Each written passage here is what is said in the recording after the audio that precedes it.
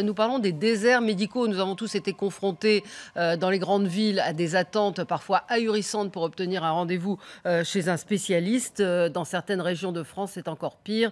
Il n'y a plus de médecins et la situation ne fait qu'empirer. On en parle ce matin avec avec Hervé Moret. Je vais commencer avec vous, sénateur de l'Eure, président de la commission de l'aménagement du territoire et du développement durable au Sénat. Et vous avez animé une table ronde la semaine dernière, hier d'ailleurs, sur la question justement de la démographie médicale, et vous êtes également l'auteur d'un rapport, c'est pour ça que je vous ai demandé de venir ce matin, très remarqué en 2013, qui préconisait d'exclure de la sécurité sociale les praticiens qui veulent s'installer dans des zones où il y a déjà beaucoup de médecins. Docteur, Patrick Bouet, décidément président du Conseil de l'Ordre des médecins, vous êtes vous-même médecin généraliste en Seine-Saint-Denis, et docteur Christian Lehmann, bonjour, merci d'être là, médecin généraliste installé depuis plus de 30 ans dans les Yvelines, vous êtes également écrivain, vous avez publié de nombreux livres, entre autres Patient si vous saviez, confession d'un médecin généraliste, qui existe en édition Point. Avant de vous donner la parole, je voulais qu'on aille voir l'exemple d'un petit village en Dordogne qui est confronté justement à ces délais absolument considérables pour obtenir un rendez-vous. C'est un reportage de Christophe Deveau et Christophe Brousseau. 129 jours, il faut en moyenne 129 jours, soit 4 mois pour obtenir un rendez-vous chez un médecin spécialiste en Dordogne. Ici, à Nontron, dans le nord du département, le phénomène est particulièrement marqué. Beaucoup de spécialistes, il faut attendre. Vous allez voir un ophtalmo, c'est 5-6 mois. Et en plus, il faut accepter de parcourir 100 km aller-retour pour se rendre à Périgueux ou Angoulême. Consulter l'ophtalmologue ou le cardiologue le plus proche. Il faut trouver quelqu'un qui veuille bien vous amener, on leur paye l'essence, on s'arrange, voilà, on se débrouille comme on peut. Vous l'avez arrêté quand? Installé en pleine campagne, ce médecin a voulu aider ses patients à trouver des spécialistes. Il a donc créé une maison médicale. Là, une fois par mois, ses confrères spécialisés viennent tenir une consultation avancée. C'est le médecin qui se déplace désormais. La difficulté, c'était de faire aller les gens chez le spécialiste. Donc on a choisi l'option de faire venir le spécialiste auprès du patient. Et comme on a une patientèle âgée, on pensait que ça faciliterait un petit peu l'accès aux soins. Ce qui veut dire que certains patients qui avaient renoncé à l'idée de se soigner peuvent enfin consulter à nouveau. Autre avantage, il est économique celui-ci. Les patients n'ont plus besoin de faire appel à des ambulances remboursées par la sécurité sociale pour se rendre à Périgueux, Angoulême ou Limoges. Voilà. Comment est-ce qu'on en est arrivé là ? On est arrivé là par l'inconséquence de la prévision politique. 3 décennies d'inconséquence, forcément, aboutissent aujourd'hui à une situation de difficulté. Cela fait 30 ans que nous savons que la gestion quantitative par le numerus clausus des sorties de médecins sur le territoire ne s'adaptera pas aux besoins des territoires. Numerus clausus, un mot qu'on va beaucoup employer pour expliquer. C'est le concours de médecins. Aux étudiants d'entrer dans les études de médecine. Ouais. On en fixe chaque année le nombre. On était 11 000 à un moment, on est descendu à 3 400, on est à nouveau 7 500, donc on ne remplace pas aujourd'hui les générations qui partent. Tout ceci montre qu'il faut ensemble travailler à apporter des solutions, et des solutions concrètes. Oui. Mais c'est compliqué, c'est long de former un médecin. Oui, c'est pour ça qu'il y a des solutions de court terme. Ouais. Et que les solutions de court terme sont des solutions qui, la preuve en est, et nous avons soutenu, pour nous, Conseil de l'Ordre, des initiatives comme celle de Saint-Pardoux-la-Rivière. Ce sont des choses importantes qui permettent d'amener des médecins dans les territoires, mais de les amener sur le plan d'un fonctionnement volontaire et efficace, concerté avec les acteurs. On a un petit peu de mal quand même à comprendre cette histoire, cette affaire de numerus clausus, c'est-à-dire d'imaginer qu'on n'a pas pu anticiper ou imaginer le nombre de médecins dont on aurait besoin en France. C'est pas faute pourtant d'avoir depuis 30 ans dit que ça n'était pas le bon système. Oui. Christian Lehmann, quel est votre... Dans les années 80-90, il y avait de grands économistes de la santé qui pérorent encore sur les plateaux, qui expliquaient qu'il y avait 20 000 médecins généralistes en trop et qu'il fallait absolument les recaser ailleurs. Et les politiques étaient très contents d'entendre ça. Et la pénurie médicale qu'on a aujourd'hui, elle a été organisée sciemment parce que le médecin était considéré alors comme une espèce de bactérie ou de virus. S'il s'installait dans une ville, il allait créer du chiffre d'affaires, il allait créer des malades. Donc, comme pour chaque question complexe, il y a une solution simple, évidente et fausse, les politiques ont fermé le numerus clausus en disant moins de médecins, il y aura moins de malades. Malheureusement, bizarrement, ça ne fonctionne pas comme ça. C'est pas ce qui se passe. Donc on attend aujourd'hui la nouvelle solution simple, évidente et fausse, puisqu'il ne s'installe pas on va leur taper dessus, on va les forcer à s'installer. Ben, ça ne va pas marcher non plus. On essaye de le dire, ça fait 30 ans qu'on le dit. Donc on passe d'une gestion politique à court terme sur les 4 ans qui suivent aux 4 ans suivants. Et moi, j'ai beau être à 30 km de Paris, je sens cette désertification. Il n'y a plus de zone surdotée. Là, le fantasme de la zone surdotée qui serait pleine de médecins, c'est juste dans l'esprit. Même dans le sud de la France, on dit que dans le sud, il y a... On a toujours dit ça, on a toujours dit qu'à Paris reçue, et dans les grandes ça. villes où il y a du soleil, il y avait un tropisme qui faisait que les médecins venaient comme des phalènes qui arrivent sur une lampe. La réalité, c'est que même dans des endroits, je vous dis, dans la région parisienne, il n'y a pas de nouvelle installation de généralistes. À 30 km, moi, je reçois des nouveaux patients qui sont perdus avec leur dossier. Et c'est la même chose dans le sud. C'est fini. Il n'y a pas assez de médecins parce qu'on n'a pas formé assez. Et donc maintenant, soit on les aide à fonctionner correctement, 30% de mon temps et du temps administratif. Si je pouvais avoir de quoi payer une secrétaire, etc., déjà, je pourrais peut-être voir un petit peu plus de patients, je pourrais travailler un petit peu mieux. Mais l'idée d'augmenter la rémunération de ces salauds de nantis, a priori, on ne va pas y arriver. Hervé Moret, vous êtes le politique. Tout à fait, j'ai bien fait de venir. Je vous remercie de m'avoir invité. Vous avez bien fait de venir. Oui. Le problème aujourd'hui, ce n'est pas le nombre de médecins. On n'a jamais eu autant de médecins. Alors, le problème, c'est la répartition sur le territoire. Et quoi qu'en dise mon voisin, aujourd'hui, vous allez à Cannes, vous pouvez dans la semaine voir tous les spécialistes que vous voulez. Le problème, ce n'est pas le nombre de médecins aujourd'hui, c'est la répartition. Et là où vos invités ont raison, c'est que les politiques n'ont pas pris les bonnes mesures, mais pas dans le sens où ils l'indiquent. Ils n'ont pas pris les bonnes mesures par manque de courage pour ne pas heurter le lobby médical. Et donc depuis 20 ans, 25 ans, les gouvernements successifs de droite et de gauche, avec des responsables qui ont fait des déclarations courageuses quand ils n'étaient pas aux affaires et qui ont changé en arrivant aux affaires, n'ont mis en place que des mesures incitatives. L'incitatif, ça coûte très cher et force est de constater que ça ne marche pas. D'ailleurs, à la table ronde qu'on a organisée à laquelle vous faisiez référence, le président du Conseil de l'Ordre était là, tout le monde a reconnu qu'il fallait passer à autre chose qu'un incitatif. L'incitatif, ça ne suffit pas. Donc il y a toute une série de mesures à mettre en œuvre. Donc maintenant, il faut punir. Parmi lesquelles, non pas la punition, non pas la coercition, mais la régulation au conventionnement. Ça veut dire quoi? Ça veut dire qu'on propose de faire ce qui existe déjà pour à peu près toutes les professions de santé, les infirmières, les kinés, les sages-femmes. Quand quelqu'un veut s'installer dans une zone surdotée, il peut le faire. Simplement, il n'est plus remboursé par la sécurité sociale. Et ça marche pour toutes les professions de santé. Pourquoi ça ne marcherait pas pour les médecins? Et pourquoi ne tenterait-on pas, au moins à titre expérimental, cette expérience qui a marché pour toutes les autres professions de santé? Alors, mais là, vous êtes déjà sur à évoquer des solutions. Mais déjà, je suis frappée. Je crois qu'il est temps de, de sortir du constat, excusez-moi, pour proposer des solutions. Oui, mais enfin, c'est important de comprendre aussi comment on en est arrivé là. Enfin, je ne comprends pas que vous ne soyez pas d'accord. C'est-à-dire qu'un dit il n'y a plus de médecins et l'autre dit on n'a jamais eu autant de médecins. Si vous me permettez juste un mot, on voit dans votre reportage, j'ai noté le chiffre, on voit des gens qui attendent 129 jours pour avoir un rendez-vous de médecin, mais dans certains cas, c'est bien plus. Dans certains cas, c'est 1 an, dans certains cas, c'est 18 mois, et dans certains cas, quand vous avez votre rendez-vous, je parle sous le contrôle de médecin, il est trop tard parce qu'il y a des pathologies. Si on les décèle pas et si on les traite pas suffisamment en amont, quand on a le rendez-vous, c'est plus la peine. Donc on est en plus en risque. Vous savez, je crois que le discours catastrophiste qui consiste à dire que la population française est en danger médical aujourd'hui, en tout cas, écoutez, vous m'excuserez de vous dire que ça n'est pas en tout cas ce que nous partageons pour notre part. Nous sommes convaincus que si aujourd'hui les 200 000 médecins français qui sont sur le territoire n'étaient pas là, le danger réel existerait.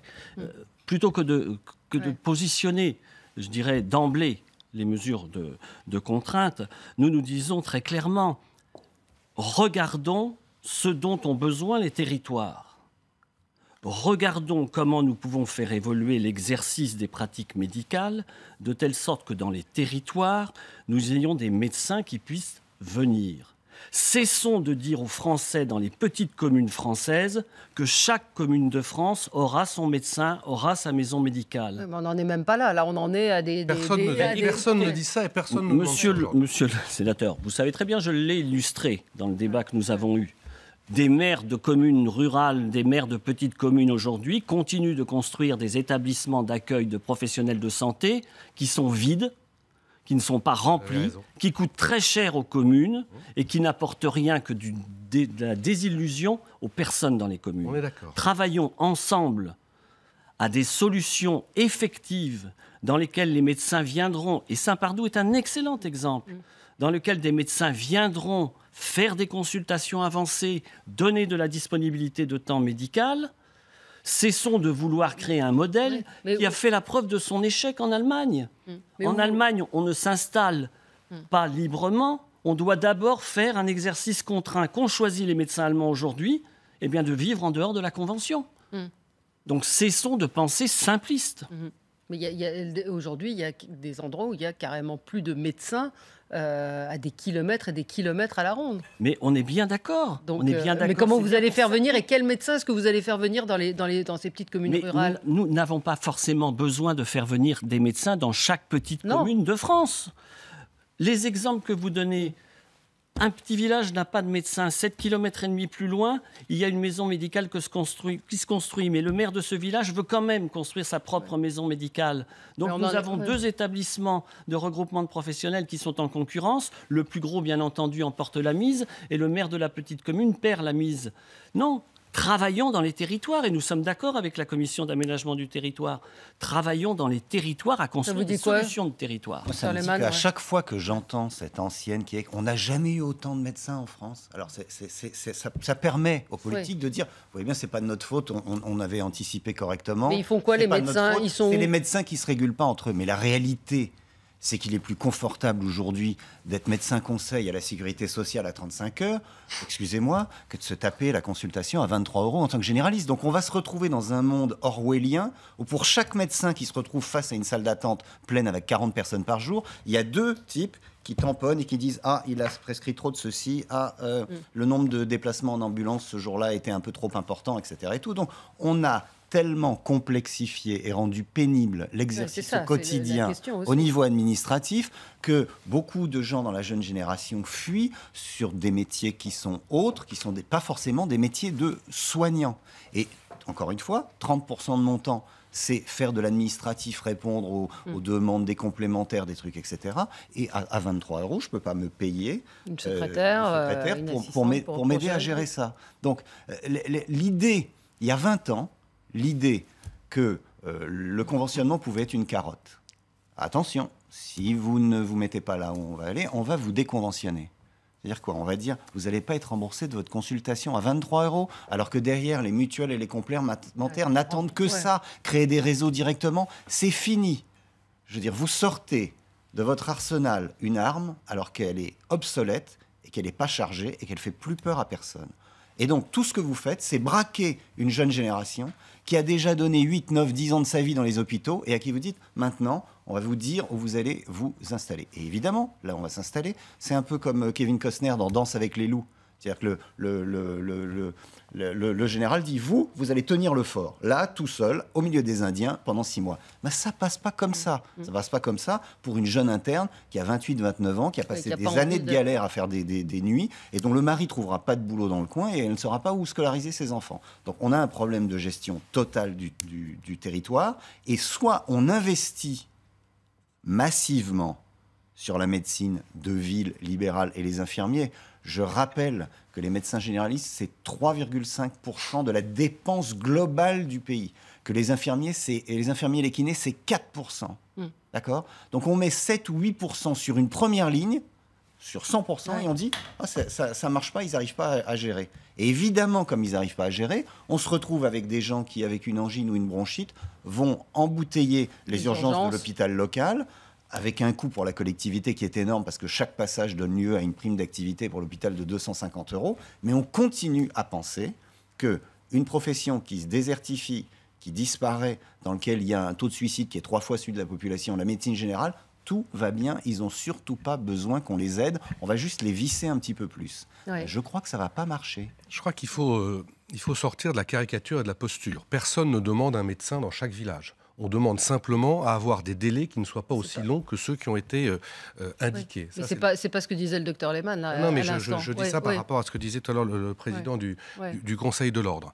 Ensuite, le président du Conseil de l'Ordre disait aussi à juste titre, et là je suis d'accord avec lui, qu'il ne faut pas penser que de faire des maisons de santé partout, c'est la solution. Parce que c'est aussi ce que nous vendent les gouvernements successifs depuis un certain nombre d'années. Je suis d'accord avec un certain nombre de choses qui ont été dites.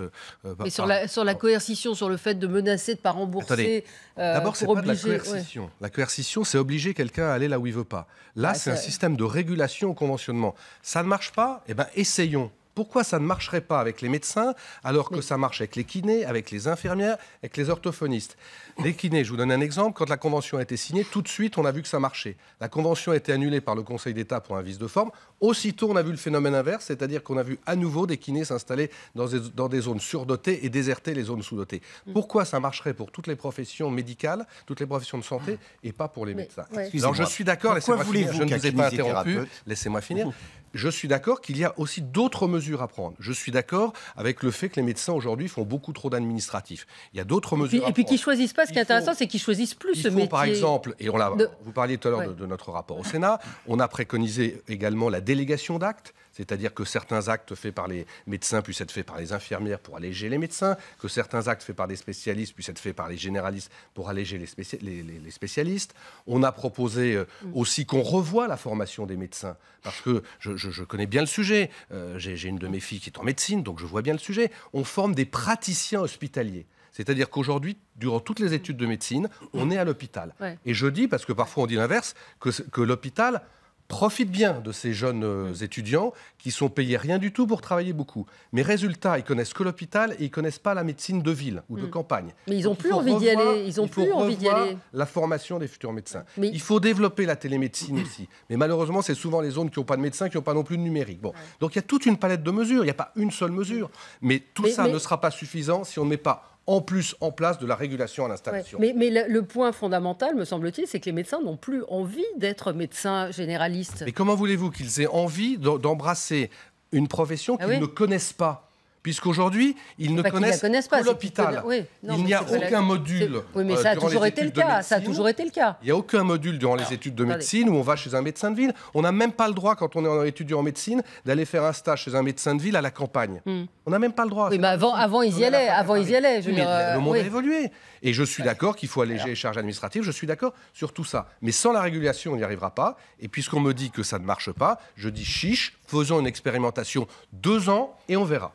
Alors, écoutez, s'il n'y avait que le problème de la médecine générale en France, nous ne serions que dans un débat limité. Je rappelle quand même que 40% des postes de praticiens hospitaliers dans les hôpitaux généraux hors métropole importante sont aujourd'hui vacants. Cela veut donc dire qu'il n'y a pas qu'un problème pour la médecine générale libérale, il y a bien un problème global d'attractivité des territoires, même dans le service public, même dans le service hospitalier. Et même dans les grandes villes ? Même dans certaines grandes villes, et vous savez qu'étant généraliste en Seine-Saint-Denis, je le vis particulièrement. Donc globalement, regardons l'ensemble de ce qui se passe sur le territoire. Ayons une vision. Et pourquoi avons-nous fait, nous, 10 propositions ? C'est bien parce que nous pensons qu'il y a aujourd'hui une vision d'aménagement du territoire, de priorité d'investissement dans les territoires, d'attractivité dans les territoires, de formation adaptée à un choix de parcours professionnel. Il faut changer tout ça. Et de façon rapide, il faut donner aux étudiants qui sortent aujourd'hui de leurs études les moyens du temps du choix. Il y a 30 ans, quand je me suis installé, quand M. Lieberman s'est installé, on faisait 7 années d'études, la 8e année, on s'installait. Aujourd'hui, on fait 9 ans, 10 ans, 11 ans, 12 ans, 14 ans d'études, et en moyenne, on ne s'installe vraiment que 5 ans après la fin de ses études. Ça veut donc dire qu'il y a pratiquement 15 ans qui vont se passer entre le moment où on fait rentrer un étudiant et le moment où il va s'installer sur le terrain. Il faut donc que nous raccourcissions ces délais. Et pour les raccourcir, il faut les faire rentrer dans les études, d'une part, et d'autre part, il faut à la sortie des études ouvrir des espaces dans lesquels ces jeunes vont pouvoir aller dans les territoires et bénéficier des mêmes avantages que s'ils suivaient une formation universitaire. Ouais. Docteur Lehmann. 2 éléments. Vous avez parlé des kinésithérapeutes. Vous avez dit ils vont s'installer dans des zones surdotées. Mais un kinésithérapeute, il ne fonctionne qu'avec une ordonnance d'un médecin.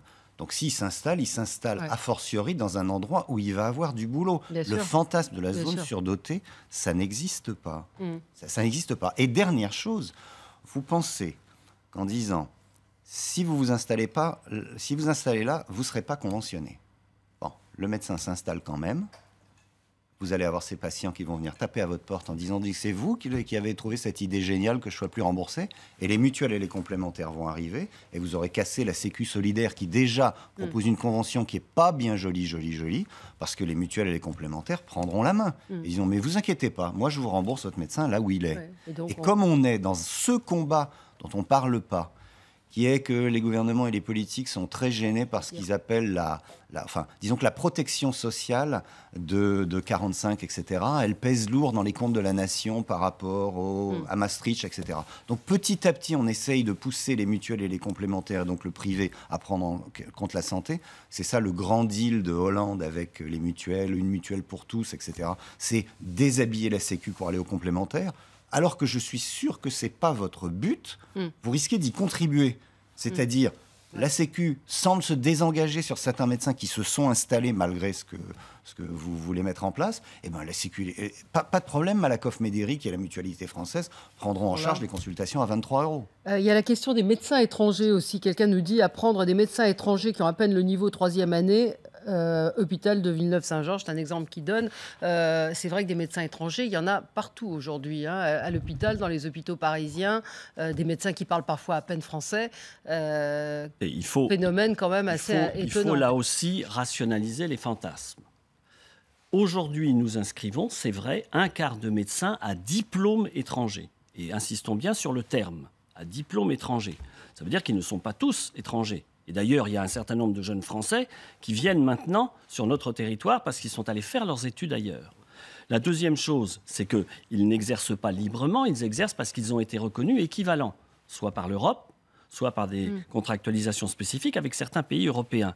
La troisième chose, c'est que là encore, on a cru bien pratique d'ouvrir largement l'espace territorial national à l'arrivée de confrères à diplôme étranger.